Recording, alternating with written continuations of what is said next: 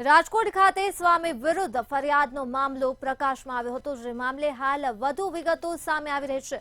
તો સ્વામીઓ વિરુદ્ધ ફરિયાદના મામલે રાજકોટ ખાતેથી માહિતી સામે આવી છે, જ્યાં સ્વામિનારાયણ સંપ્રદાયના સ્વામીનો આ મામલો છે। સ્વામિનારાયણ સંપ્રદાય ફરી એકવાર વિવાદમાં ઘેરાયો છે, ત્યારે રાજકોટ ક્રાઇમ બ્રાન્ચ એસીપી ભરત બસિયાએ આ મામલે નિવેદન આપ્યું છે।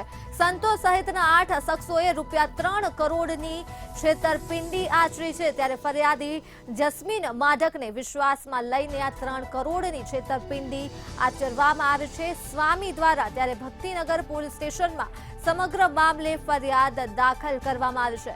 સ્વામિનારાયણ સંપ્રદાય ફરી એકવાર વિવાદમાં છે। આર્થિક ગુના નિવારણ શાખા હાલ સમગ્ર મામલાની તપાસ કરી રહી છે।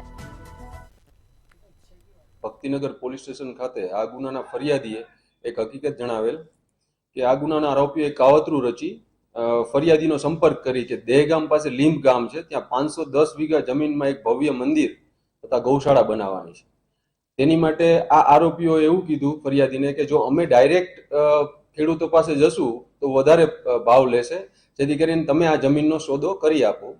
આવી રીતે આરોપીઓએ ફરિયાદીને વિશ્વાસમાં લઈ તેની પાસેથી સાટાખતના 3 કરોડ 4,50,000 રૂપિયા મેળવી ફરિયાદી સાથે છેતરપિંડી કરી છે।